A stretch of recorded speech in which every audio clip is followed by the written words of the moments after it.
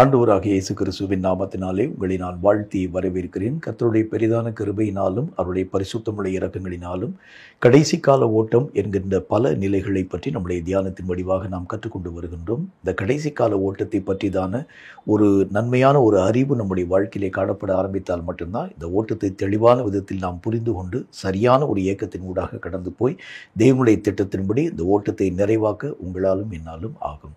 மற்றபடி இந்த ஓட்டங்களை பற்றிதான ஒரு புரிந்து கொள்ளுதல் நம்முடைய வாழ்க்கையிலே வராதிருக்கக்கூடிய வரைக்கும் இந்த ஓட்டங்களிலே பயணிக்கிறது என்பது கடினம். மட்டுமல்லாமல் இலக்கை எட்டுகிறதும் கடினம். கர்த்தருடைய வேத புஸ்தகத்தில் இந்த ஓட்டத்திலே நம்ம கடந்து போகக்கூடிய நேரத்தில் எல்லா விதமான சூழ்நிலைகளையும் தாண்டி கடந்து போக வேண்டும். ஒன்று, சில விஷயங்களை நாம் நம்முடைய வாழ்க்கையிலே இழக்க கொடுக்காமல் அவைகளையும் கடைசி வரைக்கும் நாம் மெய்யாகவே ஆண்டவருடைய நாமத்தினாலே ஓடி முடிக்கக்கூடிய வரைக்கும் அவைகளை நம்முடைய கரங்களிலே வைத்திருக்க வேண்டியதும் அவசியமான ஒன்று. இதில் எந்த ஒரு விஷயத்தை நம்ம இழக்கும்படிக்காக நம்ம அனுமதிக்கக்கூடாது. அப்போஸ்தலனாகிய பரிசுத்த பவுல் சொல்லும் பொழுது என்ன விதமான வார்த்தையை சொல்கின்றார்? நல்ல போராட்டத்தை போராடுகின்றேன், விசுவாசத்தை நான் காத்துக்கொள்கிறேன் சொல்கிறார்.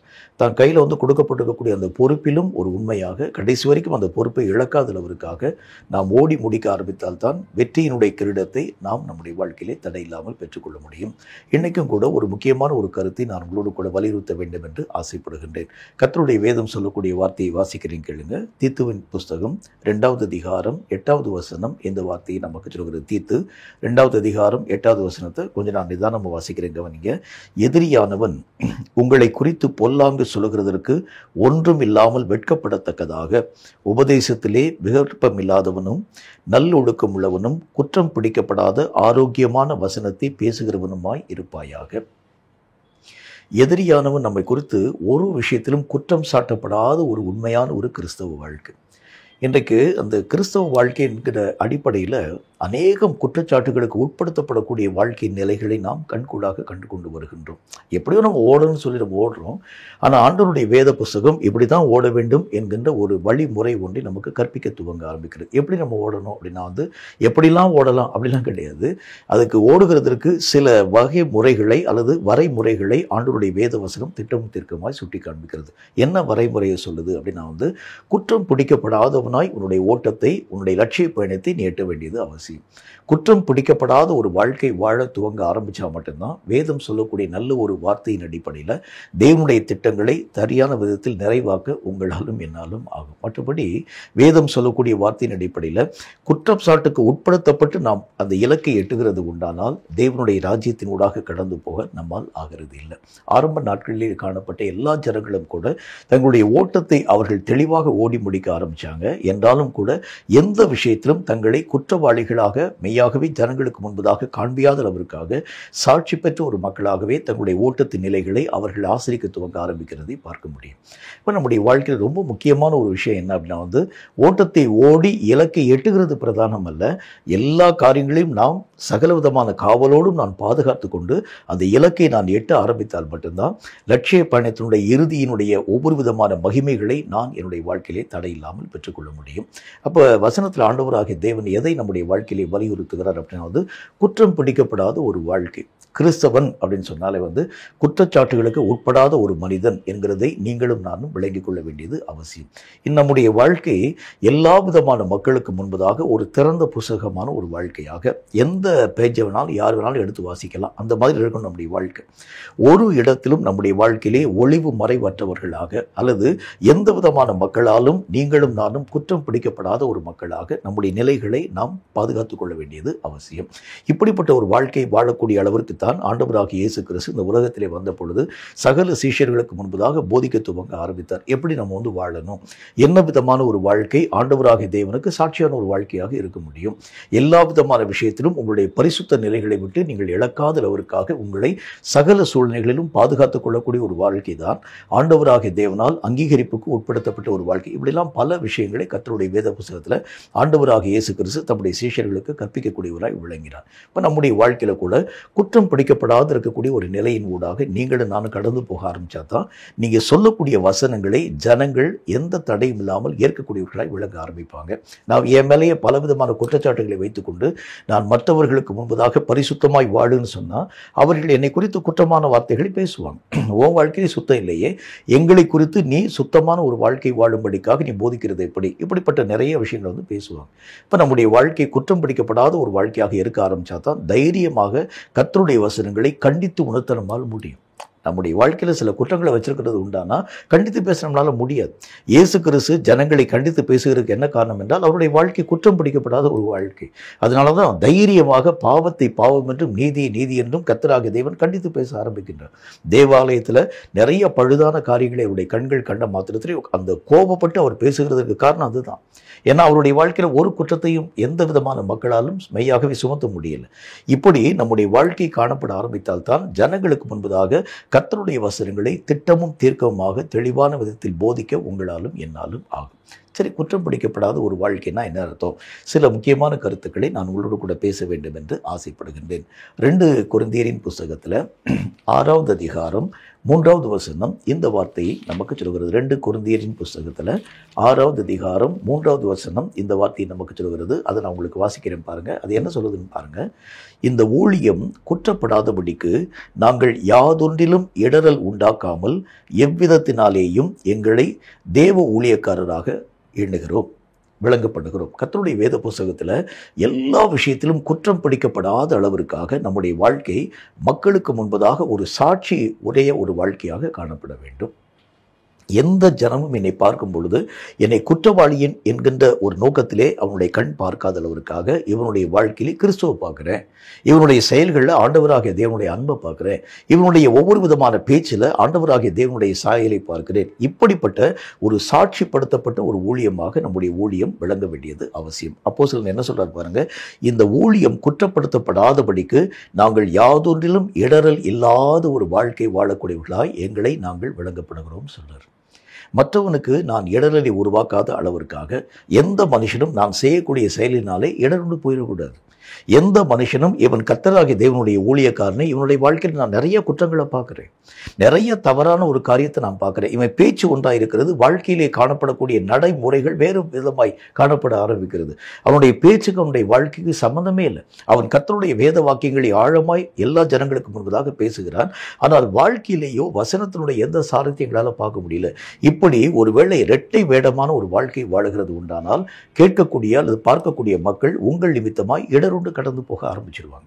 கர்த்தருடைய வசனத்தில் ஆண்டவராகிய தேவன் சொல்கின்றார், இடரல் வருகிறது அவசியம்தான், ஆனால் அது எவன் மூலமாய் வருகிறதோ அவனுக்கு ஐயோ. இன்றைக்கு அநேக விதமான ஜனங்கள் கிறிஸ்தவம் என்கின்ற ஒரு காரியத்தை ரொம்ப கேவலமாய் பேசுகிறதுக்கு என்ன காரணம் தெரியுமா? கிறிஸ்தவர்கள் என்று அழைக்கப்படக்கூடியவர்கள் சாட்சி இல்லாத ஒரு மக்களாக, இடரக்கூடிய ஒரு மக்களாக, மற்றவர்களுக்கு முன்மாதிரியான ஒரு வாழ்க்கை வாழ முடியாதவர்களாக, எல்லாரும் போகிறது மாதிரி இவங்களும் போக ஆரம்பிக்கிறாங்க, எல்லாரும் பாவம் செய்கிற மாதிரி அவங்களும் செய்ய ஆரம்பிக்கிறாங்க. எல்லா விதமான மக்களை காட்டிலும் இவங்களுடைய வாழ்க்கை ரொம்ப அதிக மோசமான ஒரு வாழ்க்கையாக நினைவு கூறப்பட ஆரம்பிக்கிறத பார்க்க முடியும். இப்போ அதை உதாரணமாக பாருங்களேன். அந்த கர்த்தராகிய தேவனுடைய பிள்ளைகள் என்பதற்கு சில அடையாளங்களை ஆண்டவராகிய தேவன் தம்முடைய வசனத்தில் சொல்லி வைக்க ஆரம்பிச்சிருக்கிறார். அவங்களுடைய ட்ரெஸ்ஸிங் கோடு எப்படி இருக்கணும், அவங்களுடைய பேச்சு எப்படி இருக்கணும், அவங்க அன்பை பிரதிபலிக்கக்கூடிய மக்களாக, மற்றவங்களுக்கு சாந்தமாய் உபதேசம் பண்ணக்கூடிய ஒரு மக்களாக, விகற்பம் இல்லாத ஒரு வாழ்க்கை வாழக்கூடியவர்களாக, இப்படி பல விஷயங்களை கர்த்தருடைய வசனம் திட்டம் தீர்க்கமாய் பேசிக்கொண்டே வர ஆரம்பிக்கிறது. ஆனால் இன்றைக்கி பாருங்களேன், இந்த நவீன யுகம் என்று அழைக்கப்படக்கூடிய இந்த காலங்களில் மக்களை ஆண்டவராகிய தேவனை அறியாதிருக்க மக்கள் எப்படி இருக்கிறாங்களோ அவங்களை காட்டிலும் இன்னும் மோசமாக இந்த ட்ரெஸ்ஸிங் கோடை பார்த்தீங்கன்னா அவ்வளவு கேவலமாக, அவங்களுடைய பேச்சை பார்த்தா அவ்வளவு ஆண்டவராகிய தேவனுக்கு விரோதமான காரியங்களை சொல்லக்கூடியதை போல அவங்களுடைய நடக்கைகளை நாம் பார்க்க ஆரம்பிக்கிறது உண்டானால் கிறிஸ்தவம் என்கிறதை எந்த மனிதனும் மெய்யாகவே புறம்பே தள்ளக்கூடிய அளவிற்கான ஒரு நடக்கையோடு கூட. அப்படின்னா என்ன அர்த்தம்? இடரல் நம்முடைய வாழ்க்கையின் மூலமாய் இந்த நாட்களிலே கிறிஸ்தவர்களின் மத்தியிலே உருவாக்கப்பட ஆரம்பிக்கிறனால தான் தேவனை அறியாத அநேகம் ஜனங்கள் ஆண்டவராகிய தேவனை இன்றைக்கு வரைக்கும் சொந்த ரட்சகராக ஏற்றுக்கொள்ளவே இல்லை. காரணம் என்ன? குற்றம் பிடிக்கப்படக்கூடிய ஒவ்வொரு கிறிஸ்தவனுடைய வாழ்க்கை. ஒரு சபை போதகன் இடத்தில் 1000 குற்றச்சாட்டுகளுக்கு உட்படுத்தப்பட்ட ஒரு வாழ்க்கை வாழ ஆரம்பிக்கிறான். ஒரு ஊழியனுடைய வாழ்க்கையினுடைய நிலைகளை நாம் பார்க்க ஆரம்பிக்கிறது உண்டானால் எல்லா மக்களாலும் அவன் குற்றம் சுமத்தப்படக்கூடிய ஒரு வாழ்க்கையின் ஊடாக கடந்து போக ஆரம்பிக்கிறான். பேச்சு ஒன்று, செயல் ஒன்றாக, அவனுடைய நோக்கம் ஒன்று, ஆண்டவராகிய தேவனுடைய சித்தம் வேறாக, இப்படி பல தரப்பட்ட காரியங்களின் ஊடாக கடந்து போக ஆரம்பிக்கிறனால தான் இன்றைக்கு கிறிஸ்தவனுடைய எல்லா விதமான நிலைகளும் ஒடுக்கப்பட்டதாக காணப்பட ஆரம்பிக்கிறது. அப்போ முதல் காரியம் என்ன செய்ய செய்யணும் அப்படின்னா இந்த எல்லா விதமான நிலைகளும் மாற்றத்தின் ஊடாக கடந்து போக வேண்டும் என்றால், இந்த சூழ்நிலைகளை மாற்றத்தின் ஊடாக போகணும்னா முதல் காரியம், நீ கிறிஸ்தவனாக உன்னை எல்லா ஜனங்களுக்கு முன்பதாக காண்பிக்கணும். உண்மையாகவே ஆண்டவராகிய தேவனுடைய பிள்ளை என்கின்ற ஒரு சாட்சியோடு உன்னுடைய வாழ்க்கை காணப்படணும். உன்னுடைய வார்த்தை சுத்தமான ஒரு வார்த்தையாக, உன்னுடைய பார்வை அப்பழுக்கற்ற ஒரு பார்வையாக, உன்னுடைய நடைமுறை பாவனைகள் எல்லாம் ஆண்டவராகிய தேவனுடைய சாயலை பிரதிபலிக்கும் ஒரு காரியமாக, இப்படிப்பட்ட ஒரு வாழ்க்கை வாழ ஆரம்பிச்சா தான் உண்மையான ஒரு கிறிஸ்தவனாக எல்லா ஜனங்களாலும் நீங்களும் நானும் அங்கீகரிக்கப்பட ஆரம்பிக்கிறதை பார்க்க முடியும். ஆண்டவராகிய தேவன் கற்பித்து தந்த அந்த ஆதி காலத்து ஓட்டத்தை பாருங்களேன். அவர்கள் தங்களுடைய வாழ்க்கையில் பொருளை சேர்க்கும்படிக்காக ஓடவே இல்லை. அவங்க தங்களுடைய வாழ்க்கையில் புகழை சேர்க்கும்படிக்காக ஓடவே இல்லை. இயேசு கிறிஸ்துவும் சரி, அவரை பின்பற்றி வரக்கூடிய சீஷர்களும் சரி, அதன் பின்பதாக ஊழியம் செய்த அப்போஸ்தலர்களும் சரி, எங்கேயாச்சும் தங்களுடைய மேன்மையை அவர்கள் நாடினார்களா என்று பாருங்களேன். அவங்களுடைய எல்லா விதமான நிலைகளும் கர்த்தராகிய தேவனை குறித்து. அதனால தான் அந்த நாட்களில் அற்புதங்கள் திருச்சபையிலே எல்லா இடங்களிலும் காணப்படக்கூடியதாய் விளங்கிற்று. ஆண்டவருடைய நாமம் எல்லா இடங்களிலும் விருத்தி அடையக்கூடியதாய் காணப்பட ஆரம்பித்ததற்கு காரணம் என்ன? அவர்கள் இயேசு கிறிஸ்துவை மட்டுமே பிரதிபலிக்கும் ஒரு மக்களாய் காணப்பட ஆரம்பித்தாங்க. ஆனால் இன்றைய நாளிலே நாம் எடுத்து பார்க்க ஆரம்பிக்கிறது என்றால் அற்புதம் இல்லை. அற்புதம் என்கிற பெயரில் பல ஜனங்கள் சொல்கிறாங்களே தவிர, உண்மையான அற்புதத்தினுடைய நிலைகளை உங்களால் என்னால் நேருக்கு நேராக கூட நம்மளால் பார்க்க முடியல. கர்த்தருடைய வேதம் சொல்லக்கூடிய வார்த்தையின் அடிப்படையில் ஆரம்ப நாட்களிலே செய்யப்பட்டிருக்கக்கூடிய அற்புதங்களுக்கு ஒத்த அற்புதம் இந்த நாட்களிலே காணப்படுகிறதான்னு சொல்ல இல்லை. அதுக்கு என்ன காரணம்? சாட்சி இல்லாத ஒரு வாழ்க்கை, குற்றம் பிடிக்கப்படக்கூடிய ஒரு வாழ்க்கை. குற்றம் பிடிக்கப்படக்கூடிய ஒரு மனிதனால் கர்த்தராகிய தேவன் ஒரு நாளும் கிரியைகளை செய்ய மாட்டார். சும்மா பேசுவான், சும்மா சத்தம் போட ஆரம்பிப்பானே தவிர, இவன் மூலமாக கர்த்தருடைய இயக்கத்தை உங்களாலும் என்னாலும் பார்க்க முடியாது. கர்த்தருடைய இயக்கம் இல்லாத ஊழியங்கள் எல்லாம் குறைவாக காணப்படக்கூடியதாக, கர்த்தருடைய இயக்கம் இல்லாத எந்த விதமான ஊழியமும் ஆண்டவராகிய தேவனுடைய அங்கீகரிப்புக்கு அப்பாற்பட்டதாக, மக்களால் அங்கீகரிக்கப்பட முடியாததாக காணப்பட ஆரம்பிக்கிறனால தான் இன்னைக்கு கிறிஸ்தவம் அதே நிலையில் நின்று கொண்டிருக்கக்கூடிய நிலைகளை நீங்களும் நானும் கண்கூடாக பார்த்து கொண்டு வருகிறோம். இப்போ முதல் காரியம் என்ன அப்படின்னா, எந்த விஷயத்திலும் என் கையை நம்பி ஒரு பெரிய ஒரு பொறுப்பு கர்த்தர் தந்திருக்கிறார். என் கையை நம்பி ஒரு பெரிய ஒரு ஊழியத்தை கத்து தந்திருக்கிறார். இந்த ஊழியத்திற்கு நான் இந்த ஊழியத்தை குற்றப்படுத்தக்கூடிய ஒரு வாழ்க்கை வாழாத அளவிற்காக ரொம்ப ஜாக்கிரதையாக இருக்கணும். என் நிமித்தமாக வரக்கூடிய மக்கள் இடறி போயிடக்கூடாது. என் நிமித்தமாக கர்த்தருடைய நாமம் தூஷிக்கப்படக்கூடாது. இந்த விஷயத்தில் ரொம்ப கேர்ஃபுல்லாக ஆரம்ப நாட்களிலே காணப்பட்ட ஜனங்கள் தங்களுடைய நிலைகளை எவ்வளோ தூரம் சாட்சியினுடைய அந்த நிலைகள் யாவற்றையும் பாதுகாத்துக் கொள்ள ஆரம்பித்தாங்களோ, அதை போல இன்றைக்கும் நீங்களும் நானும் இயங்க ஆரம்பித்தா இந்த கிறிஸ்தவம் ஓங்கி வளர ஆரம்பிக்கிறதை கண்கூடாக உங்களாலும் என்னாலும் பார்க்க முடியும். அப்படி என்றால் குற்றம் பிடிக்கப்படாத ஒரு வாழ்க்கை என்றால் எதை ஆண்டவராகிய தேவன் சொல்கிறார்? எந்த மனுஷனுக்கும் இடரை உருவாக்காத ஒரு வாழ்க்கை நீங்களும் நானும் வாழணும். எந்த மனுஷனும் உங்களை பார்த்து இடறி போயிடக்கூடாது. இவன் கர்த்தரை பற்றி பேசுகிறான், அவனுடைய வாழ்க்கையில கர்த்தர் நாங்கள் பார்க்கல.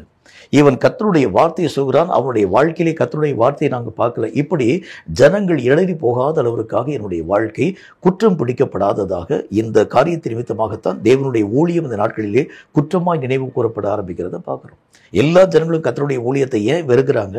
ஆண்டவராகிய தேவனை அறியாது இருக்கக்கூடிய மக்கள் எல்லாம் ஊழியக்காரர்களுக்கு விரோதமாக ஏன் கல்லை விட்டு எரிய ஆரம்பிக்கிறாங்க? காரணம் என்ன? குற்றம் பிடிக்கப்பட்டிருக்கக்கூடிய அநேக விதமான சாட்சியற்ற ஒரு வாழ்க்கை. இந்த ஒரு நிலை முதல் காரியம் மாற்றத்தின் ஊடாக கடந்து போக ஆரம்பித்தா தான் வேதம் சொல்லக்கூடிய வார்த்தையின் அடிப்படையில் எழுப்புதல் என்கிறது தேசத்திலே கடந்து வர ஆரம்பிக்கும். ஒன்று, நம்முடைய ஊழியம் விரிந்து பரவ ஆரம்பிக்கும். மற்றொன்று, கர்த்தருடைய சித்தமும் இந்த பூமியிலே தடையில்லாமல் நிறைவாகப்பட ஆரம்பிக்கும். அப்போ சித்தத்தை தடுக்கிறது யாருன்னா பிசாசு இல்லை. நான் சாட்சியற்ற ஒரு வாழ்க்கையை வாழுகிறது தான் கர்த்தருடைய ஊழியத்திற்கு தடையாய் காணப்படுகிறது. நம்ம நிறைய விதமான மக்கள் நம்ம சாத்தானை குற்றப்படுத்த ஆரம்பிக்கிறோம். சாத்தானுடைய ஊழியத்துக்கு தடை பண்ணுறான். ஆரம்ப நாட்களில் பிசாசு தடை பண்ணான். ஆனால் இன்றைக்கு ஊழியத்திற்கு தடை யாருன்னு பார்த்தா அது சாத்தானில் என்னுடைய சாட்சியற்ற வாழ்க்கையை அது ஒரு தடையாய் காணப்பட ஆரம்பிக்கிறது. நான் சாட்சியாக வாழ்ந்துட்டேன்னா என்னுடைய ஊழியத்திலே எந்த பழுதும் இல்லாமல் ஊழியத்தினுடைய நிலைகள் முன்னேற்றத்தின் ஊடாக கடந்து போக ஆரம்பிக்கிறதை கண்கூடாக நான் பார்க்க முடியும். நிறைய இடங்களில் நம்ம கடந்து போகக்கூடிய நேரத்தில், நிறைய ஊழியங்களின் மத்தியிலே நான் கடந்து போகக்கூடிய நேரத்தில் ஜனங்கள் பேசக்கூடிய ஒரே ஒரு வார்த்தை என்ன அப்படின்னா, வரக்கூடிய எல்லா விதமான ஊழியக்காரர்களும் பிச்சை எடுக்காத குறையாய் காசு கேட்குறாங்க. எவ்வளோ கேவலமாக இருக்குது பாருங்களேன். ஆண்டவராகிய தேவன் இதுக்காக உங்களை ஊழியத்துக்காக அழைக்க ஆரம்பித்தார். ஒவ்வொரு இடங்களிலே போகக்கூடிய எல்லா விதமான ஊழியங்களிலும் ஒரு பிச்சைக்காரனுடைய ரேஞ்சுக்கு அந்த அளவிற்காக காசு அது கூட இது கூட இதை கூட இதை கூட என்கிற ஒரு வார்த்தையின் ஊடாக ஊழியர்கள் கடந்து வர ஆரம்பிக்கிறனால தான் எல்லா விதமான மக்களும் இந்த ஊழியர்களை அங்கீகரிக்க மனம் இல்லாத ஒரு மக்களாக அவர்களை அடித்து துரத்த ஆரம்பிக்கிறாங்கன்னு சொல்லி நிறைய குற்றச்சாட்டுகள் ஊழியர்களுக்கு விரோதமாய் பேசப்பட ஆரம்பிக்கிறது. அப்போ ரொம்ப ஜாக்கிரதையா இருங்க. என்னை உண்மையிலே கர்த்தராகிய தேவன் அழைத்திருக்கிறது உண்டானால் எல்லா விஷயத்திலும் தேவன் என்னை கட்டாயம் தடையே இல்லாமல் நடத்துவார். நான் ஊழியத்தினுடைய அழைப்பிற்கு உட்படாத ஒரு வாழ்க்கை வாழ ஆரம்பித்தா தான் மனுஷர்களை நான் நாடி போக வேண்டியது அவசியமான ஒன்று. மனிதர்களின் மூலமாய் அல்ல, கர்த்தர் நினைச்சா ஒரு காக்காயின் மூலமாய் கூட உங்களுடைய தேவையும் என்னுடைய தேவையை சந்திக்க முடியும். ஆகவே வேதம் சொல்லக்கூடிய நல்ல ஒரு வார்த்தையின் அடிப்படையில் எந்த விஷயத்திலும் கர்த்தருடைய நாமம் குற்றம் பிடிக்கப்படாத அளவிற்காக, இடரல் உண்டாக்காத அளவிற்காக நம்முடைய வாழ்க்கை காணப்பட ஆரம்பித்தால் நீங்கள் ஓடக்கூடிய ஓட்டத்திலே சரியான ஒரு ஓட்டமாக, தேவனுடைய சித்தத்திற்கு உட்படுத்தப்பட்ட ஒரு ஓட்டமாக அவைகளெல்லாம் நினைவு கூறப்பட ஆரம்பிக்கிறதை கண்கூடாக உங்களாலும் என்னாலும் பார்க்க முடியும். இரண்டாவது ஒரு காரியத்தை பாருங்கள். கர்த்தருடைய வேதம் மற்றும் ஒரு வார்த்தையை நமக்கு சொல்கிறது. கொலோசேயருக்கு எழுதப்பட்ட நிருபம் அது 2வது அதிகாரம் 16வது வசனம் இந்த வார்த்தையை நமக்கு சொல்கிறது. கொலோசேயர் 2வது அதிகாரம் 16வது வசனம் இந்த வார்த்தையை சொல்கிறது. வாசிக்கிறீங்க நீங்க. ஆகையால் போஜனத்தையும் பானத்தையும் குறித்தாவது, பண்டிகை நாளையும் மாதப்பிறப்பையும் ஓய்வு நாட்களையும் குறித்தாவது ஒருவனும் உங்களை குற்றப்படுத்தாதிருப்பானாக. கர்த்தருடைய வேத புஸ்தகத்தில் செய்யக்கூடிய எல்லா செயல்களையும் சரியாக செய்யுங்க. எந்த குற்றமும் யாராலும் சொல்லப்பட முடியாதவர்களுக்காக எந்த வேலையை நீங்கள் அரைகுறையாக நீங்கள் விட்டுறாதீங்க. எல்லா விதமான பணிகளையும் முழுமை அடையக்கூடிய அளவிற்காக நீங்கள் செஞ்சு முடிங்க. ஒரு வியாதிப்பட்ட ஒரு மனுஷனை நீங்கள் சுகமாக்குறதோடு கூட நிற்காமல் அவனை கர்த்தராகிய தேவனுடைய மனிதனாக மாற பண்ணக்கூடிய அளவிற்கு நீங்கள் கிரியை செய்ய ஆரம்பித்தா தான் நீங்கள் செய்த ஊழியம் முழுமை அடைய ஆரம்பிக்கிறத பார்க்க முடியும். இன்றைக்கி நிறைய இடங்களை நம்ம பார்க்குறோம், அற்புதங்களை செஞ்சுட்டு போயிடுவாங்க. அதன் பின்பதாக அவனுடைய ஆவிக்குரிய வாழ்க்கையுடைய நிலை எப்படியாய் மாற்றப்பட இல்லை, ஒன்றுமே தெரியாது. அவன் எங்கே போகிறான், என்ன செய்கிறான், அந்த நாளிலே வருகின்றான், கர்த்தருடைய வார்த்தைகளை கேட்கிறான், அற்புதங்களை போயிடான். போய் திரும்ப ஆண்டவராகிய தேவனுக்கு பிரியமாய் நடக்கிறனா இல்லையா என்கிறதை பற்றி நமக்கு ஒன்றுமே தெரியல. அந்த நாட்களிலே காணப்பட்டிருக்கக்கூடிய மக்களுடைய ஊழியங்களை பாருங்களேன். அவர்கள் செய்திருக்கக்கூடிய ஊழியங்கள், ஆண்டவராகிய இயேசு கிறிஸ்து ஒரு முறை அதாவது இன்னொரு கரைக்குள்ளாக கடந்து போகக்கூடிய நேரத்தில், கதரேரர் என்கின்ற அந்த நாட்டுக்குள்ளாக கடந்து போகக்கூடிய நேரத்தில் கர்த்தருடைய நாமத்தினாலே பிசாசுகள் பிடித்திருக்கக்கூடிய மனிதனை கர்த்தர் சுகமாக்குகின்றார். உடனே அந்த மனுஷன் என்ன செய்யறா பாருங்க, நான் உங்களை பின்பற்றி வரணும்னு சொல்லி நான் ஆசைப்படுறேன். எப்படி அந்த ஊழியத்தினுடைய முழுமையை பாருங்களேன். நான் உங்களோடு கூட வரணும்னு ஆசைப்படுறேன் ஆண்டவரேன்னு கேட்குறாங்க. உடனே ஆண்டவராகிய தேவன் சொல்கிறார், கர்த்தர் செய்த எல்லா நன்மையான காரியங்களை உன் ஜனங்களுக்கு முன்பதாக நீ போய் சொல்லு. அப்படின்னா என்ன அர்த்தம்? ஒரு ஊழியத்தினுடைய முழுமை எதை பொறுத்து அமைக்கப்பட ஆரம்பிக்கிறது? சும்மா அற்புதங்களை செஞ்சுட்டு போறதில்லை. அவனை ஆண்டவராகிய தேவனுடைய மனுஷனாய் உருமாற்றி கர்த்தராகிய தேவனை நோக்கி அவரை திருப்பக்கூடிய வரைக்கும் அந்த ஊழியம் இன்னும் முழுமை அடையலை. அந்த ஊழியம் முழுமை அடைகிறது எப்போ அடைகிறதுன்னு சொன்னால், நீங்கள் செஞ்சிருக்கக்கூடிய வேலையை நீங்கள் அரைகுறையாக செஞ்சுட்டு போயிடுங்க. எந்த ஒரு காரியமும் அரைகுறையாக செய்கிறது உண்டானால் ரொம்ப ஆபத்து. உங்களுக்கு தெரியும், ஒரு ஆப்ரேஷன் பண்ணுகிறது உண்டானால் அரைகுறையாக விட்டுட்டு போயிட்டீங்கன்னு வச்சுக்கோங்களேன், செத்து போயிடுவான் பேஷண்ட்டு. அந்த ஆப்ரேஷன் நீங்கள் முழுமையடைய பண்ண வேண்டியது அவசியம். அதே மாதிரி தான் கர்த்தருடைய ஊழியமும் கூட. இந்த ஊழியத்தினுடைய நிறைவு எதை பொறுத்து அமைக்கப்பட ஆரம்பிக்கிறது? அவனுக்கு வெறும் அற்புதங்களை செய்கிறது மட்டுமல்ல, அவனை கிறிஸ்தவனாய் ஆண்டவருடைய மனிதனாய் உருவாக்குகிறது தான் ஊழியத்தினுடைய முழுமையாய் எண்ணப்படக்கூடிய ஒன்று. இன்றைக்கி நிறைய இடங்களை நம்ம பார்க்க ஆரம்பிக்கிறோம். எப்படி பார்க்க ஆரம்பிக்கிறோம்? அந்த ஊழியர்கள் வருகிறார்கள், அற்புதங்களை செய்யலாம், போயிடறாங்க. அடுத்தது அற்புதங்களை பெற்ற அந்த மனுஷனுடைய வாழ்க்கையினுடைய நிலைகள் என்னவாய் மாற்றப்படா தெரியாது, அவனுக்கு தெரியாது. அவன் பேர் கூட தெரியாது, அவனுடைய ஊர் கூட தெரியாது. அவனுடைய காரியங்களை பற்றி இனி இந்த ஊழியனுக்கு எந்த விதமான தகவலும் அவனுடைய வாழ்க்கையிலே மெய்யாகவே அறிவுறுத்தப்படுகிறது இல்லை. இவங்க வந்துட்டு அவங்க வாழ்த்து ஊழியத்தை பிடிச்சி போயிடுவாங்க. இனி அந்த ஊருக்கும் அந்த மனிதனுக்கும் சம்மந்தமே இல்லை. இப்போ கொஞ்சம் யோசிச்சு பாருங்க. ஒரு மனிதனை நீங்கள் அரைகுறையாக நீங்கள் விடுகிறது உண்டானால் அது எவ்வளோ பெரிய ஆபத்துன்னு யோசிச்சு பாருங்களேன். ஒரு மனுஷனுடைய வாழ்க்கையில் ஆண்டவராகிய தேவன் நல்ல ஒரு எக்ஸாம்பிள் ஒன்று சொல்றாரு. பிசாசு பிடித்திருக்கக்கூடிய ஒரு மனுஷன் உங்கள்கிட்ட கொண்டு வராங்க. அவனுக்குள்ளே இருக்கக்கூடிய பிசாசு நீங்கள் துரத்துட்டீங்க அவனை அனுப்பி விட்டுட்டீங்கன்னா, அந்த பிசாசுகள் வறண்ட இடங்கள் எல்லாவற்றிலும் தேடி அடைந்து மெய்யாகவே தாங்கள் தங்குகிறதுக்கு நல்ல ஒரு இடம் ஒன்றை காணாதிருக்கிறபடினாலே மீண்டும் நாங்கள் விட்டு வந்த வீட்டை நோக்கி போவோம் என்று போகக்கூடிய நேரத்தில் அந்த வீடு வெறுமையும் ஜோடிக்கப்பட்டதுமாய் இருக்கிறதை காணக்கூடிய அந்த பிசாசு என்ன செய்கிறது? தன்னிலும் பொல்லாத 7 ஆவிகள் அழைத்து கொண்டு உள்ள வந்துடும். அப்போ வசனத்தில் என்ன சொல்கிறார் கர்த்தர்? அவனுடைய பின்னிலைமை முன்னிலைமை கால ரொம்ப மோசமாக போயிடும். அப்படின்னா வேதம் சொல்லக்கூடிய வார்த்தையின் அடிப்படையில் முழுமை அடையாத ஊழியத்தில் அநேக விதமான மக்களை கர்த்தருடைய சமூகத்திலே கொண்டு போய் சேர்க்காம அரைகுறையாக நீங்கள் விடுகிறது உண்டானால் அவனுடைய வாழ்க்கை அதோகதியாய் கடந்து போயிடும். அதனால தான் கர்த்தராகிய தேவன் சொல்கிறார், எல்லா விஷயத்தையும் நீங்கள் நேர்த்தியாக செய்யுங்க, முழுமை அடையக்கூடிய அளவுக்கு செய்யுங்க. ஆண்டவராகிய தேவனை பற்றி கர்த்தருடைய வேதம் சொல்கிறது, எல்லாவற்றையும் அவர் நன்றாய் செய்தார். எதிலும் ஒரு குற்றத்தை உங்களாலும் என்னாலும் சொல்லவே முடியாது. எதை செய்தாலும் நன்றாகவே அவர் செய்ய ஆரம்பித்தார். இப்படித்தான் நம்முடைய ஊழியத்தினுடைய நிலைகள் காணப்பட ஆரம்பித்தால்தான் வேதம் சொல்லக்கூடிய நல்ல ஒரு வார்த்தையின் அடிப்படையில் கர்த்தருடைய திட்டம் இந்த உலகத்திலே நிறைவாக்கப்பட ஆரம்பிக்கிறதை பார்க்க முடியும். அரைகுறையான அந்த பிரசங்கம், அரைகுறையான ஊழியம், அரைகுறையான ஆலோசனை, அரைகுறையான வழிநடத்தக்கூடிய காரியங்கள், இது அநேக மக்களுடைய வாழ்க்கையிலே ஆபத்தை உருவாக்கக்கூடிய அளவிற்காக அவைகள் எல்லாம் மெய்யாகவே காணப்பட ஆரம்பிச்சிடும்.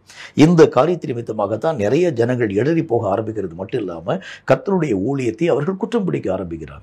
எந்த விஷயத்தை நீங்கள் வந்து குற்றம் பிடிக்கப்படாத ஒரு வாழ்க்கை வாழ வேண்டும் என்றால் எதை செய்தாலும் முழுமையாக நீங்கள் செஞ்சு முடிங்க. ஒரு ஊழியம் என்று சொன்னால் ஊழியத்தினுடைய முழுமை வரைக்கும் நீங்கள் வந்து, அதாவது அதனுடைய அது எண்டு வரைக்கும் நீங்கள் போயிடணும். அப்படி அந்த ஒரு ஊழியத்தை நீங்கள் முழுமையடைய பண்ண ஆரம்பித்தா தான் இந்த ஊழியம் ஆண்டவராகிய தேவனால் அங்கீகரிக்கப்படக்கூடியதாய் விளங்க ஆரம்பிக்கிறதை பார்க்க முடியும். கர்த்தராகிய இயேசு கிறிஸ்துவினுடைய ஊழியத்தை பாருங்கள். அந்த ஊழியத்தை பற்றி எந்த விதமான குறை உங்களால் பேச முடியாது. அவருடைய ஊழியத்தில் யார் யாரையெல்லாம் கர்த்தராகிய தேவன் சந்தித்தாரோ அவர்களை கர்த்தராகிய தேவனுடைய மனிதனாய் உருமாற்றக்கூடிய அளவிற்கு அவருடைய ஊழியத்தினுடைய நிலைகள் காணப்பட ஆரம்பிக்கிறத பார்க்க முடியும். கேட்கும் கர்த்தருடைய பிள்ளையே, ரொம்ப ஜாக்கிரதையாக இருங்க. எல்லா விதமான விஷயத்திலும் ஒரு முழுமை அடையக்கூடிய ஒரு மக்களாக, கொடுக்கப்பட்டிருக்கக்கூடிய ஒவ்வொரு பொறுப்பிலும் கூட ஒரு முழுமையை எட்டும் ஒரு மக்களாக நம்ம விளங்க ஆரம்பித்தா தான் குற்றம் பிடிக்கப்படாத ஒரு வாழ்க்கை வாழ உங்களாலும் என்னாலும் ஆகும். இன்னொரு காரியத்தை பாருங்கள். கர்த்தருடைய வேதம் மற்றும் ஒரு வார்த்தையாக மற்றும் ஒரு காரியத்தை நமக்கு சொல்கிறது. பிலிப்பியருக்கு எழுதப்பட்ட நிருபம் 2வது அதிகாரம் 15, 16 ஆகிய வசனங்கள் இந்த வார்த்தை நமக்கு சொல்கிறது. பிலிப்பியர் 2வது அதிகாரம் 15, 16 ஆகிய வசனங்கள் இந்த வார்த்தை சொல்கிறது. வாசிக்கிறீங்க நீங்கள், அது என்ன சொல்லுது பாருங்கள்.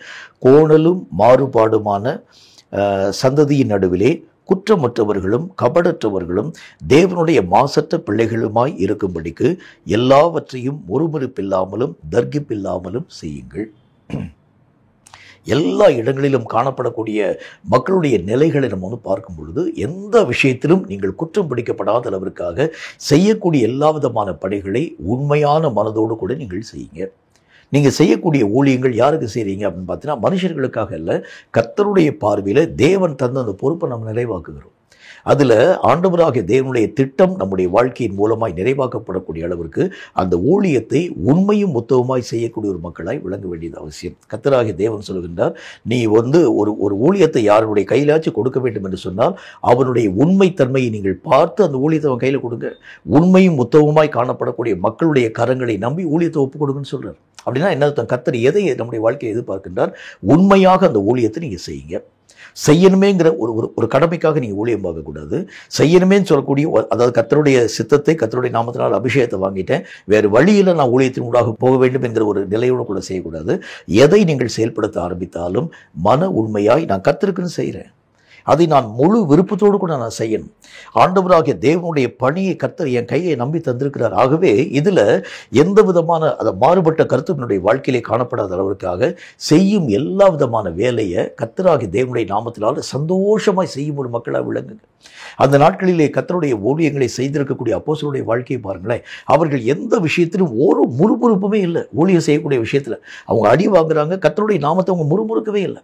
அவங்க வேதனையின் ஊடாக கடந்து போகிறாங்க, கர்த்தருடைய நாமத்தை அவங்க வந்து மெய்யாக அலட்சியமாக பேசவே இல்லை. எல்லா விதமான விஷயத்திலும் கர்த்தராகிய தேவனுடைய நாமத்தை மகிமைப்படுத்தக்கூடிய அளவிற்காக முறுமுறுப்பில்லாமலும் தர்கிப்பில்லாமலும் அந்த ஜனங்கள் சந்தோஷமாக இந்த ஊழியர்களை செயல்படுத்த ஆரம்பிக்கிறதை பார்க்க முடியும். இன்னைக்கு வேத வசனத்தை வாசிக்கிறது கூட மக்களுக்கு சந்தோஷம் இல்லை. ஜெபம் பண்ணுறதுக்கு கூட மக்களுக்கு சந்தோஷம் இல்லை. சந்தோஷமாக ஜெபிக்கிறான்னு கேட்டால் இல்லை, வேறு வழி இல்லை, என்னை வந்து இந்த ஜெபத்தை கூட சேர்த்துட்டாங்க, வேறு வழி இல்லாமல் நான் வந்து ஜெபிக்கிறேனே தவிர எனக்கு ஒரு வேளை இந்த ஜெபத்திற்கு ஒரு ஓய்வு கொடுத்துட்டாங்கன்னா இனி நான் இந்த ஜெபத்தினுடைய பக்கமே நான் தலை வச்சு படுக்குவேன். இப்படி இருக்கக்கூடிய மக்கள் தான் இன்றைக்கு அநேகம் பேர் உண்டு. நீங்களும் நானும் ஊழியம் செய்கிறது யாருக்கு செய்கிறோம்? கர்த்தருக்குன்னு செய்கிறோம். கர்த்தர் நம்முடைய கரங்களை நம்பி அநேக விதமான பொறுப்பு தந்திருக்கிறாரு. கொடுக்கத்திருக்கக்கூடிய எல்லா விதமான பொறுப்பிலும் ஒரு உண்மைத்தன்மை நிறைந்த ஒரு மக்களாக நம்ம விளங்கணும். ஆண்டவராகிய தேவன் தந்திருக்கக்கூடிய ஒவ்வொரு விதமான பொறுப்பில் உண்மைத்தன்மை மட்டுமல்ல, சந்தோஷமாய் அவைகளை நீங்கள் செய்யக்கூடிய ஒரு மக்களாய் விளங்க வேண்டியது அவசியம். ஆரம்ப நாட்களிலே செய்யப்பட்டிருக்கக்கூடிய ஒவ்வொரு ஊழியத்தை எடுத்து பாருங்கள். எல்லா விதமான மக்களும் சந்தோஷமாய் இந்த ஊழியங்களை செய்ய ஆரம்பித்தாங்க. எந்த விதமான முறுமுறுப்பும் உங்களுடைய வாழ்க்கையில் இல்லை. எப்படியாகவும் கர்த்தருடைய அந்த நாமம் ஜனங்களுக்கு பதிலே மகிமைப்படுத்தப்பட வேண்டும். இது ஒண்ணுதான் உங்களுடைய வாழ்க்கையிலே குறுக்குகளாய் காணப்பட ஆரம்பித்ததை தவிர மற்ற எந்த விதமான தர்க்கிப்பும் கிடையாது, முறுப்புணுப்பு கிடையாது. ஆண்டவராகிய தேவனுடைய அந்த கர்த்தருடைய மனது சந்தோஷப்படக்கூடிய அளவுக்கு அவர்கள் பணிகள் யாவற்றையும் செயல்படுத்த ஆரம்பிக்கிறதை பார்க்க முடியும்.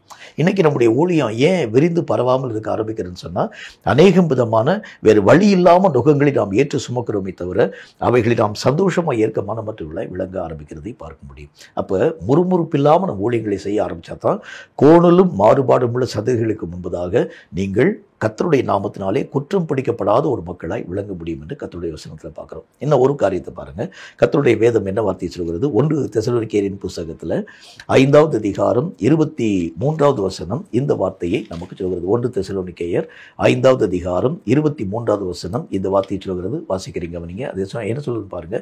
சமாதானத்தின் தேவன் தாமே உங்களை முற்றிலும் பரிசுத்தமாக்குவாராக.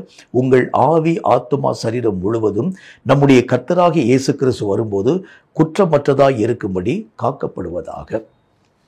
நம்முடைய எல்லா விதமான நிலைகளிலும் தேவன் தந்த ஒவ்வொரு காரியத்திலும் நம்முடைய ஆவியாகட்டும், நம்முடைய ஆத்மாவாகட்டும், நம்முடைய சரீரமாகட்டும், கர்த்தருடைய வேத புத்தகத்தில் எல்லாம் போட்டு ஊழியத்தில் மட்டுமல்ல, உங்களுடைய பர்சனல் லைஃப்லையும் கூட ஒரு குற்றம் பிடிக்கப்படாத ஒரு வாழ்க்கை வாழக்கூடிய ஒரு மக்களாய் நீங்கள் விளங்க வேண்டியது அவசியம். மற்றவங்க பார்வைக்கு நான் நல்லா இருக்கிற ரைட்டு, உண்மைதான்.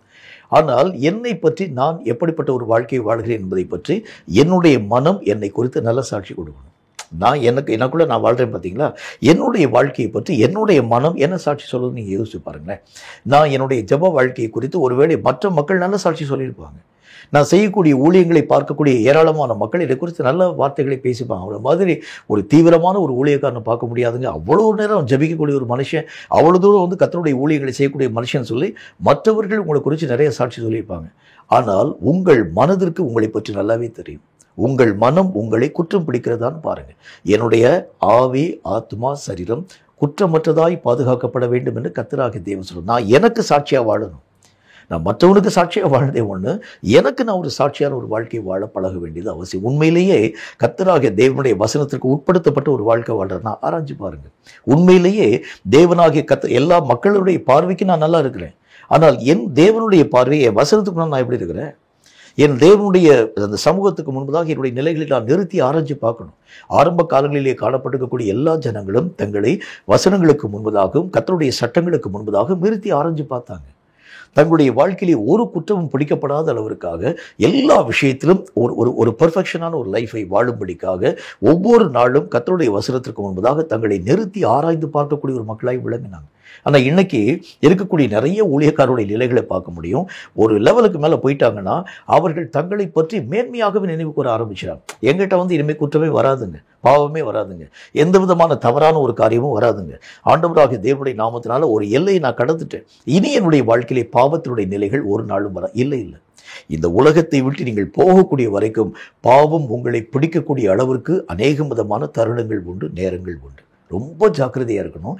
எந்த விஷயத்திலும் நாம் இடருண்டு போகாத அளவிற்காக என்னுடைய நிலைகள் பாதுகாக்கப்பட வேண்டும் என்று சொன்னால் எல்லா நேரத்திலும் என்னை நான் உய்த்து ஆராய்ந்து பார்க்க வேண்டியது அவசியம். நான் மற்றவன் ஆராயிறேன், சபையை ஆராயிறேன், இருக்கக்கூடிய மக்களை ஆராயிறேன், என்னை நான் ஆராய மனமற்றவனாய் விளங்கி விடுகின்றேன். நிறைய நேரங்களில் நான் என்ன சொல்கிறேன், எல்லா ஜனங்களுக்கும் நான் பிரசங்கம் மாட்டேன். அதனால தான் அப்போஸ்தலன் சொல்லுகின்றார், மற்றவனுக்கு போதிக்கிறவனாகிய நான் தானே ஆகாதவனாய் போகாதபடி என்னை நான் ஒடுக்கி கீழ்ப்படுத்துகிறேன்னு சொல்கிறார். என்னுடைய ஊழியம் குற்றம் பிடிக்கப்படாத அளவிற்காக எல்லா விஷயத்திலும் நாங்கள் எங்களை சாட்சி உள்ளவர்களாய் விளங்கப்படுகிறோம் சொல்றார். எங்களுடைய மனசாட்சி சொல்லும் சாட்சியை உண்மையான சாட்சிங்கிறத பற்றி அவர் பேசுகின்றார். எங்களுடைய மனதிற்கு எந்த விதமான குற்றம் பிடிக்கப்படக்கூடிய ஒரு வாழ்க்கை வாழாதவருக்காக சுத்த மனசாட்சியோடு கூட இவைகள் எல்லாவற்றையும் செய்தோம் என்பதை உங்களுக்கு முன்பதாக நாங்கள் அறிக்கையிடுகிறோம் சொல்றார். அப்படின்னா என்ன அர்த்தம்? நான் என்னுடைய மனதிற்கும் நான் சாட்சி உள்ள ஒரு வாழ்க்கை வாழ வேண்டும். குற்றம் பிடிக்கப்படாதுன்னா எல்லா ஜனங்களும் சொல்லக்கூடிய குற்றம் அல்ல. என் மனசாட்சிக்கு என்னை பற்றி நல்லாவே தெரியும். என்னுடைய அந்தரங்கத்தினுடைய நிலைகள் அதுக்கு நல்லாவே தெரியும். நான் உண்மையிலேயே நான் ஒரு உண்மையான தேவனுக்கு பயப்படக்கூடிய ஒரு வாழ்க்கை வாழ்றேன்னா என் மனசாட்சி நான் கேட்டு பார்த்தீங்கன்னா அந்த மனசாட்சி உண்மையிலும் ஒரு மனசாட்சியாக இருக்கிறது உண்டானால் நீங்கள் செய்யும் ஒவ்வொரு காரியத்தையும் அது மெய்யாகவே பேச ஆரம்பிக்கிறத பார்ப்பீங்க. அப்போ வேதம் சொல்லக்கூடிய வார்த்தையின் அடிப்படையில் இன்றைக்கி நிறைய மக்களுடைய வாழ்க்கை இடருண்டு போகிறதுக்கு என்ன காரணம் என்றால் மனசாட்சிக்கு முன்பதாக அவர்கள் தோற்று போன வாழ்க்கை வாழ்றாங்க. வெளியே ஒரு ஒரு நடிக்கக்கூடிய வாழ்க்கையை வாழ்றானே தவிர அந்தரங்கமான வாழ்க்கையிலே தேவன் அருவருக்கக்கூடிய பல காரியங்களை செய்யும் ஊழியர்கள் இன்றைக்கு நிறைய பேர் உண்டு. தேவனுக்கும் அவர்களுக்கும் சம்பந்தமே இல்லாமல் வாழ்க்கை வாழக்கூடிய தீர்க்கதரிசிகள் நிறைய பேர் உண்டு. அவங்க சொல்லுவாங்க, இப்பதான் கர்த்தரை பார்த்துட்டு வந்தேன்னு. ஆனால் உண்மையான நிலவரங்களை எடுத்து பார்க்கிறது உண்டானால் கர்த்தருக்கு அவங்களுக்கு சம்மந்தமே இருக்காது. கர்த்தர் இப்பதான் என்கிட்ட பேசினாருங்கிற ஒரு வார்த்தையை பற்றி பேசுவாங்க. ஆனால் உண்மையாகவே கர்த்தருடைய வார்த்தைகளை அல்ல, அவர்கள் யூகித்தவைகளை பேச ஆரம்பிக்கிறாங்க. இப்படி ஒவ்வொரு விஷயத்திலையும் நீங்க எப்படி இருக்கணும்னா, குற்றம் பிடிக்கப்படாத ஒரு வாழ்க்கை என்றால் எதை ஆண்டவராகிய தேவன் வலியுறுத்துகிறார்? ஒவ்வொரு விஷயத்திலும் உங்களுடைய மனசு உங்களை குறித்து சாட்சி கொடுக்கணும். என் மனசுக்கு என்னை பற்றி நல்லாவே தெரியும், நான் எப்படிப்பட்ட வாழ்க்கை வாழ்கிறேன், உண்மையிலேயே நான் ஒரு ஆண்டவருக்கு பயப்படக்கூடிய அல்ல உண்மையான ஒரு கிறிஸ்தவ வாழ்க்கை வாழ்கிறேன்னா நான் என்னை ஒவ்வொரு நாளும் ஆராய்ச்சி பார்க்கணும். மற்றவனுக்கு முன்பதாக பொய் பேசாதன்னு சொல்லக்கூடிய நான் பொய் பேசாமல் இருக்கிறேன்னா, திருடாதன்னு சொல்லக்கூடிய நான் திருடாமல் இருக்கிறேன்னா, இப்படி ஒவ்வொரு விஷயத்திலும் நான் என்னை ஒய்த்து ஆராய்ந்து பார்க்க ஆரம்பித்தால்தான் குற்றம் பிடிக்கப்படாதவனாய் ஆரோக்கியமான ஒரு மனிதனாய் தேவனுக்கு முன்பதாக கர்த்தருடைய திட்டங்களை நிறைவாக்கும் ஒரு மனிதனாய் என் நிலைகளை பாதுகாத்துக் கொள்ள முடியும். கேட்கும் கர்த்தருடைய பிள்ளையோ, எப்படியோ ஓட வேண்டும் என்கிற ஓட்டமாக அல்ல, குற்றம் பிடிக்கப்படாத அளவிற்கு நீங்கள் ஓடி முடிக்க வேண்டியது அவசியம். அதுதான் கர்த்தராகிய தேவன் நமக்கு வைத்திருக்கக்கூடிய மார்க்கம். இந்த மார்க்கத்தில் நீங்கள் கடந்து போனால் தான் இறுதி வரைக்கும் கடந்து போகிறது மட்டுமல்ல, ஆண்டவராகிய தேவனால் கொடுக்கப்படக்கூடிய எல்லா விதமான இலக்கையும் பந்தய பொருளையும் நீங்களும் நானும் தடையில்லாமல் பெற்றுக்கொள்ள முடியும். பந்தய பொருளை பெறும்படிக்காக நிறைய பேர் ஓடினாங்க. அந்த ஓடி இருக்கக்கூடிய மக்கள் எல்லாம் பந்தய பொருளை நோக்கி அவங்க போகலை. ஏன்னா வழியிலேயே அவர்கள் தங்களுடைய சாட்சிகளை இழந்து போயிட்டாங்க. தேவனாகிய கர்த்தர் சொல்லக்கூடிய அந்த சட்டத்திட்டங்களுக்கு மீறி கடந்து போயிட்டாங்க. ஆகவே இலக்கை எட்டாமலே அவர்கள் ஓட்டத்தின் ஊடாக போய் எங்கேயோ போய் முடிச்சிட்டாங்க. ஆனால் இனி வரக்கூடிய நாட்களில் நல்ல ஓட்டத்தை நாம் கர்த்தருடைய நாமத்தினாலே ஓடி முடிக்க வேண்டும் என்றால் எது இலக்கு என்பதை பற்றி நாம் அறிய வேண்டும். ஒன்று, அந்த இலக்கை நோக்கி நம்முடைய பயணத்தை தொடர வேண்டும். மற்றொன்று, இன்னும் ஒரு காரியமாக நம்முடைய வாழ்க்கையிலே எந்த காரியத்தையும் இழக்காத அளவிற்காக தேவன் தந்த ஒவ்வொரு காரியத்தையும் சட்டத்திட்டங்களுக்கு உட்படுத்தப்பட்டு நாம் ஓடி முடிக்க ஆரம்பித்தால்தான் தேவன் நமக்கென்று வைத்திருக்கக்கூடிய நித்திய மகிமையை தடையில்லாமல் நம்முடைய வாழ்க்கையிலே பெற்றுக்கொள்ள முடியும். கர்த்தருடைய வேதவசனம் சொல்லக்கூடிய வார்த்தைகளுக்கு உட்படுத்தப்பட்ட ஒரு வாழ்க்கை வாழ பழகுங்கள். நிச்சயமாகவே இலக்கை எட்டி தேவ சித்தத்தை நிறைவாக உங்களாலும் என்னாலும் ஆகும் என்கிறதில் சந்தேகம் ஒன்றுமில்லை. தலைகளை தாழ்த்தி கண்களை மூடி கர்த்தரை நோக்கி நாம் ஜெபம் செய்வோம். சர்வ வல்லமுள்ள ஆண்டவராகிய கர்த்தாவே, உம்மால் உரைக்கப்பட்ட இந்த பரிசுத்தமுள்ள வார்த்தைகளுக்காக நன்றி. குற்றம் பிடிக்கப்படாத ஒரு வாழ்க்கை வாழ வேண்டும் என்கிறதை பற்றி கர்த்தர் நீர் எங்களுக்கு சொன்னீர். எந்த இடத்திலும் இடரல் இல்லாத ஒரு வாழ்க்கை வாழ நாங்கள் ஒரு சாட்சி பெற்ற ஒரு மக்களாக விளங்க வேண்டும் என்கிறதை பற்றியும், எல்லாவற்றையும் ஆண்டவராகிய தேவனுக்கு முன்பதாக நேர்த்தியாய் சரியாய் செய்யும் ஒரு மக்களாக, தேவன் தந்திருக்கக்கூடிய எல்லா விதமான பொறுப்பிலும் உண்மை தன்மையை பாதுகாத்துக் கொள்ளும் ஒரு மக்களாக, தேவனாகிய கர்த்தருடைய நாமத்தினாலே எல்லா விஷயத்தையும் கர்த்தருக்கென்று ஒப்புக் கொடுக்கக்கூடிய ஒரு மக்களாக எங்கள் நிலைகள் காப்பாற்றப்பட நீர் கிருபை தந்து எங்களை ஆசீர்வதிக்க வேண்டும் என்று நாங்கள் ஜெபிக்கிறோம்.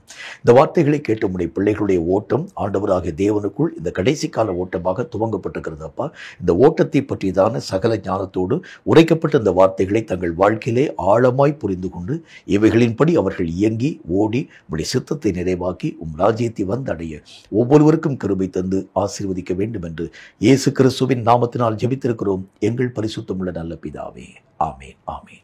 இந்த வார்த்தைகளை கேட்ட உங்கள் ஒவ்வொருவரையும் கர்த்தர் அளவில்லாமல் ஆசீர்வதிப்பாராக. நல்ல ஓட்டத்தை நாம் ஓடி முடிக்க வேண்டும். எந்த விஷயத்திலும் குற்றம் பிடிக்கப்படாத ஒரு மக்களாக நாம் ஓட ஆரம்பித்தால் மட்டும்தான் தேவனுடைய திட்டத்தினாலே தேவன் நமக்கென்று வைத்திருக்கக்கூடிய பணிகளை சரியாய் நிறைவாக்கி கர்த்தராகிய தேவன் வரக்கூடிய அந்த நாளிலே, அல்லது ஒருவேளை கர்த்தராகிய தேவனை சந்திக்கக்கூடிய அந்த நாளில் குற்றம் பிடிக்கப்படாதவர்களாய் நல்ல பங்குகளை பெறக்கூடிய ஒரு மக்களாய் நீங்களும் நானும் விளங்க முடியும் என்கிறதில் சந்தேகம் ஒன்றுமில்லை. கர்த்தர் தாமே உங்களை அளவில்லாமல் ஆசீர்வதிப்பாராக. ஆமென்.